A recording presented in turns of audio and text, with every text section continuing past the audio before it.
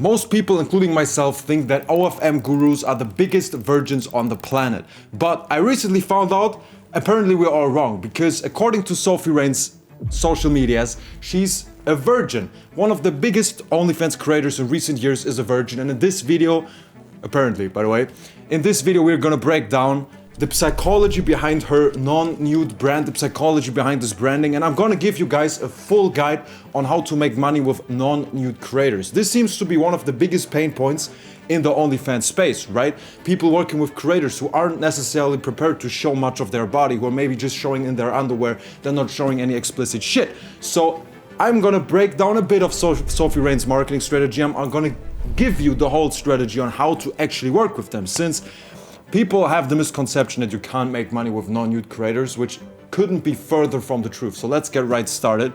Originally, I wanted to break down if it's true or not, you know, is she actually a virgin? But I just concluded, if you actually believe this bullshit, you're not made for this industry. There can't be a reasonable man out there thinking, yeah, she might actually be a virgin. Of course she's not. Of course she's not a virgin. But the way they branded it to make people actually believe this shit is crazy. So let's get right started. Because if you take a look at everything Sophie Rain has done, I mean, this is probably my third or fourth video on this channel about it. At this point, I might actually get a ref link for her OnlyFans, but that's just a side note. On her social medias, right, in her reels, on podcasts, on her Instagram, everywhere, she's portraying, or her marketing team is portraying very, very elegantly that she's apparently a virgin, she never found a man, she's just doing OnlyFans, but she's this Christian girl, whatever. And I'm not even gonna comment on the whole religious thing, because as a Christian, that pisses me off. But on a real note, they've been portraying that stuff. And here's the first thing that I'm gonna tell you, which is the most important thing for non-nude creators, which she's been doing all the way. And that is, you have to get an edge on your content. Because let's break this down. If you work with a non-nude creator, every single fan wants to see them naked, right? This is just what they want. So the first reaction when they kind of find out, okay, she's not directly showing anything, is, they think the perceived value of the content is not high enough to spend money. So most people see that the subscribers are not willing to spend hundreds of dollars for the content if they don't even get to see the titties, right? Because let's break it down. Theoretically, they could just see all the pictures in lingerie and underwear on Instagram. Nowadays, every single hoe in the city is just posting bikini content. Why would you subscribe to the OnlyFans, right? So the first thing you want to do when you start managing a non-nude creator is figure out ways to increase the perceived value. Meaning, you want to improve the content so the fans see it worth the money they're gonna spend. Now, how do we even do that, and how does Sophie Rain do that? Let's take a look at her OnlyFans, because what she's been doing is essentially what I've been preaching inside my private community, 11,000 members completely for free, join in the bio, quick, shameless plug at this point. But you want to find ways to improve the content. You can work with cosplays, with costumes. You can work with oil, make it more sexually pleasing like that. You can work with different fantasies. And the cosplay thing, you might have noticed if you're a true OFM connoisseur, is I think Sophie Rain's cosplay is one of the most viral cosplays ever. She's been dragging her Spider-Man cosplay through years, right? She's purposefully doing content talking about her Spider-Man video, which is kind of an insight, right? And then people want to subscribe to the OnlyFans. Oh, which Spider-Man video is she talking about? It's just a random video in a Spider-Man suit. It's not that interesting, but they just make it seem like it's this crazy video. And with that, you can see the difference. If she would have just posted a bikini picture on OF, okay, here am I in my underwear, cool, hi guys, leave a like, subscribe. That would have been fucking boring. Nobody would have talked about that, everyone would have unsubscribed. But by, for example, using all the Spider-Man Marvel nerds who are whoa, oh my god, that's so hot, then she makes more money. You can use in your videos as well. In your non-nude creator's profile as well, you can do that. Use certain cosplays, get different niches in, right? You can use oil in the content, because guess what's better than titties? Oiled up titties. It's better, it's more interesting. Every man on the planet agrees, right? The same way goes with fantasy. Think of two scenarios, right? You're an OnlyFans subscriber right now and you have two different creators messaging you. One is just saying, hey, do you want to see a video of me in a bikini, essentially? You'd be like, $50, bro, I don't know. That's a bit pricey, huh? Second creator messages you and they're like, listen, my parents are in the room next door, I have to be quiet. Oh my god, do you want to see me undressed? But I might get caught. That's fucking interesting. Now we're in a movie plot, you know? Is she gonna get caught or not? She's whispering, then you hear some background noise. Maybe that's just her friend in the other room punching against shit, right? But this is now the fantasy is coming into play. Now you actually want to see what happens. You spend more and more money. So this is how, first of all, you increase the perceived value of the content of non-nude creators, fixing the biggest problem ever, and that is people think they can't make money with the content, as for example with a fully nude, doing everything type creator. And here's the second thing. I can tell you wholeheartedly, one of the most successful creators I know that are not influencers, right, that just got scaled on from scratch, they are non-nude. They've never shown anything explicit. And the reason for that is very simple. It has something to do with delayed gratification. Now, most of you should be familiar with this kind of psychological trick, but let me break it down for you. If a subscriber subscribes to a random model's OnlyFans, right? He spends money, he sees everything, he buys a bundle or like a sex tape. He sees everything. Now, what are you gonna sell to him afterwards? He already saw like a big ass sex tape, like 50 black guys smashing the shit out of some poor girl, alright? Like, what the fuck are you gonna sell afterwards? Like, you can't tell me you're gonna sell a titty picture afterwards. He saw like 30 minutes of action, like he's not gonna buy more. And this is where most people unsubscribe. They've seen everything, they're like, alright, yeah, fine. And they don't really give a shit about more content. Now, with non-nude creators, you're never gonna admit that you're non-nude. This is a beginner mistake. This is a rookie mistake. If you're managing a non-nude creator, the last thing you wanna do is actually admit it. You never wanna be like, ah yeah, I don't show tits. Huh? That's boring. Why the fuck would you do that? What you wanna do instead is you're gonna have a normal OnlyFans profile being like, yeah, I'm freaky, I show a bit more than the other girls, ha ha ha. And then when you get to talk with the subscribers, when you start to chat, when you start to sell PPVs, right?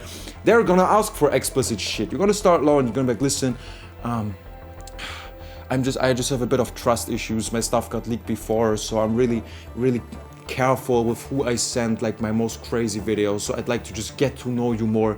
Get to know as in you spend more money on me and then I might in the future, you know? So you have this, let's say, explicit content that everyone wants to see hanging like a carrot in front of their head, and they're just spending more money. Maybe one day I get to see it, you know? And then on a random day, they're not completely stupid, right? They're just gonna wake up and be like, listen, I've spent like $2,000 on this chick and she's still not showing titties. What the fuck's even happening? Like, hey, when are you finally gonna show something? I think you're scamming me, whatever, this big argument, right? What you're gonna do is just flip it, and this is a main part of the strategy because you're gonna have to handle all these objections. So the second they start complaining, being like, listen, I don't think you're ever gonna show, like what the fuck's up here? Then you're gonna flip it. And this is a female playbook, by the way. I didn't invent this, no man did invent this. This is a female only strategy that they use every single day. If you've ever talked to women, which if your view on my channel is questionable, you know this, right? They start coming at you with a very reasonable threshold, like, bitch, I spent $2,000 on here, like, when you're gonna show something? Then you're just gonna flip it. You know what, I was so close to sending you, I was so close to trusting you, I just wanted to record something, but now you're so mean to me, I was crying for 30 minutes, you didn't even ask how I feel, right? Flip it on him, now he's the bad guy, he didn't even do anything, but now he's bad, now he has to apologize, come back, listen baby, I'm sorry. Because guess what? He's gonna come back anyway. It's gonna be a big argument. He's gonna unsubscribe. Guess who's gonna resubscribe 1 week later and gonna be like, listen, maybe I crashed out a bit. I'm sorry, baby. And then you're like, all right, I forgive you, but I really need time to get to trust you again. You know, classic playbook. Every woman ever, all right? This is how you play the non-nude style in the DMs, first of all, but we're not finished here, we're just getting started. Because with non-nude creators, you're relying on big spenders way more than with normal creators, because even with everything I just told you, it's just gonna be natural that the people who come on the profile, literally, and just they want to see some tits, they don't see them, they unsubscribe. You're gonna have a lesser lifetime value per subscriber, usually. Depends on the looks, depends on other factors, but let's just assume, because for most people it's like that. You rely on big spenders way more. Here we come back to Sophie Rain, because if you've seen that, brilliant marketing move. Is it true? Probably not. But Sophie Rain did a podcast with her biggest whale, biggest big spender, right, who spent a couple of millions on her account. And while that was a marketing stunt, like no sane person would go on a podcast, right? We can be honest here, gentlemen, right? We all know this isn't her actual whale. But it is definitely true that she has some big spenders. And this is how you make the most money, because with non-nude creators, like I already said in the example before, you rely on an emotional connection to some degree. You rely on trust, you rely on emotions. So I'm gonna break down how you actually build big spenders with a non-nude creator, because you have the biggest potential there. Because by the time non-nude creator maybe decides she's gonna show.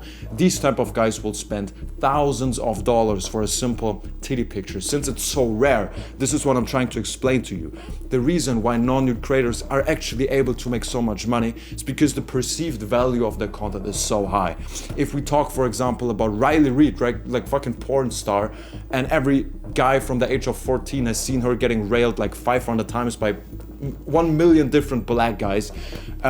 A picture of her titties is worth what? I would rather buy a fucking coffee than a picture of her titties. But if you talk about non-nude creators, right, where people have been seeing them on social media, have been seeing them on the YF, talking to them for months, even a titty picture would be worth thousands of dollars for them because it's so fucking rare and the perceived value is so high.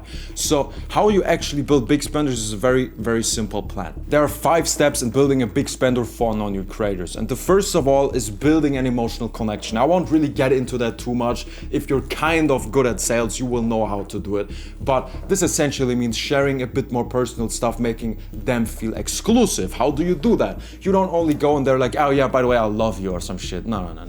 What you're gonna do is you slowly start to make them feel exclusive. You're gonna tell them things that you don't tell anybody else, right? If you're a non-nude creator and on your socials you say, oh, I work at McDonald's, right? Maybe that's common knowledge in your brand. You're gonna go up to them and be like, listen, I'm gonna ask you to keep this confidential, but I don't actually work at McDonald's. Actually, I study right now. I just don't want any of my study people to like find that out of my co-students. I'm just telling you this because I feel like I can trust you. Boom! Now he feels exclusive. You can tell this to every single big spender at the same time. They don't talk, right? But now he feels exclusive. Oh, I know something that nobody else knows. This is how you build an emotional connection. You can do this with a bunch of other shit. By the way, this is my favorite hobby, my favorite song. I don't want anybody else knowing this. This is how you build an emotional connection. Now, next up, you want to build canon events, right? You want to get them slowly to invest more and more and more into you as a person. That means after, let's say, a couple of weeks, you can be like, when there's actual emotions involved, you can be like, listen, my friend just sent me a picture of her boyfriend's phone. He has her as a phone background. Do you think you could do that? I'd love to see that, right? He takes you as his phone background. Okay, this is the first investment. Now we're gonna get to the next layer. After another couple of weeks, when they're actually in love, right, there's emotions going, you're gonna ask him to put a picture of you on his bedstand. Maybe if he's single. If he has a wife and kids, that's gonna be a bit hard. I mean, if he has the balls to pull that through, respect to that guy, but you're gonna slowly start building these investments. Maybe you're gonna send him like a music album, be like, hey, can you listen to that? Give me feedback. You're gonna ask him maybe to write a poem. Just spend time and the emotions. This is emotional investment that you're gonna ask him to do because that's how you build this connection. Now, as a next step, you wanna have the right frame with the big spender. Of course, throughout all this time, you're gonna send content, he's gonna buy it. You two are essentially, he's just gonna spend money and you're just gonna give him content, right? But for that, you need to have the right frame of mind because as in any relationship, he's gonna figure sooner or later, okay, why am I even spending so much money for your content, right? Shouldn't you send this stuff to me for free if you're that serious? So you need to establish a worldview, establish a frame in which she understands that. You can be like, listen, I'm just a poor student, I have to pay my bills, this is my work, I don't want to chat with all the other guys on here, I just want to chat with you, but I can't do it for free, my electricity bill is due in 2 days, right? So kind of have to keep that going. You can also, if he's understanding enough, establish a frame, being like, listen, I want a man who provides for me, takes care of me, and I'm gonna take care of you spiritually, so I don't want to let go of like the whole PPV thing. This is just how I pay my rent, this is how you show me you actually care about me, right? Establish a frame in which this makes sense. You don't want him to get doubts. You don't want him to be like, this is weird. Nah, we're gonna establish this frame right here. And last but not least, what you want to do is diversify the payments because after a couple of months, you're gonna send him every single content piece that you have, he's gonna have it, right? So you can't just record like 2 new scripts every week. Maybe you can, but it's not optimal, right? So you wanna split the different payments because getting to, let's say, 50 grand from a single big spender in 6 months time, doing that with only PPVs, borderline impossible. Not completely impossible, but very fucking hard. Let me correct myself, right? What you want to do is, here's a little electricity bill that has to get paid. All right, baby, I'll take care, right? Here's this necklace for her birthday that she always wanted, and if she would wear it, it would mean so much to her. She would think about him 24/7. All right, gets paid in tips. Then you have, let's say, video calls, etc. Just sort of find as many opportunities to get payments because that's also going to feel more natural. And this is how you make the most money off of every big spender. Now, for the most of the viewers here, for that might seem very evil, right? That might seem like you're exploiting people on the OnlyFans. And while I'm not in a position to defend myself, so before you call me a bad person for just pointing out the obvious shit that every OnlyFans agency does, let me remind you where this strategy comes from, because you might think I was alone, right, in my basement with candlelight, like laughing evil, like I'm gonna exploit all the big spenders. Nah, that's not what happens. You know what happened? I went to Dubai, I went to Monaco, and I saw every single chick there pull this exact script on every millionaire, billionaire, idiot ever, right? Women invented this, my friend, okay? This is not what evil OnlyFans agencies just thought of one day. We can just exploit men. No. Every single woman in the last 200 years who's been fucking getting her husband to pay for her bills while she's out there fucking some black guy named Tyrese, you know, like that's a woman playbook that, yeah, like pay for me, etc. I didn't invent this, so you might as well just insult me in the comments anyway. That's free engagement. Do I look like I care? But just to give you a heads up, that's just the real world. That's just male-female dynamics in 2025, and you can dislike that as much as you want. You cannot partake in this as much as you want. I'm just telling you, these guys are on OnlyFans for a reason. They are there to spend money in exchange for emotions, for sexuality. So who are you to not do exactly that? They're grown adults. If they want to spend money to a chick and pretend they're having a relationship, maybe that actually makes them happy. Maybe that is giving them positive emotions and they're not killing themselves for it. Yes, that's a wild take, but in the end, they're on OnlyFans to spend money, we are on OnlyFans to make money. It's a perfect combination. So to break down, is Sophie a virgin? 100% not. Is her marketing brilliant? Is her frame brilliant? Is her brand overall brilliant? 100%. And I respect that from a marketer slash salesman's perspective. I like that shit. So you can copy everything that I said, right? Her Spider-Man cosplays, they increase the perceived value of her content. Having this virgin branding, making the content more exclusive, giving her an edge on the industry, because that's what she's doing. There's a bunch of creators being non-nude, but for her, she's the virgin, right? Now it's a big step to see anything. If she ever releases a sex tape, I can guarantee you she can buy a Bugatti the next fucking day. So this is how you build and scale non-nude creators. If you have any questions, spam them in the comments. I'm just saying this to farm free engagement, but if you fall for the bait, do it. And last but not least, I have a over 11,000 member Telegram community for OnlyFans agencies, completely for free. I don't sell shit. I don't have a coaching, I don't have a video course, I don't have a paid group. You can just join by the link in the description and get feedback and help from over 11,000 big players in the industry. With that being said, I wish you a wonderful day. Talk to you soon. Bye bye.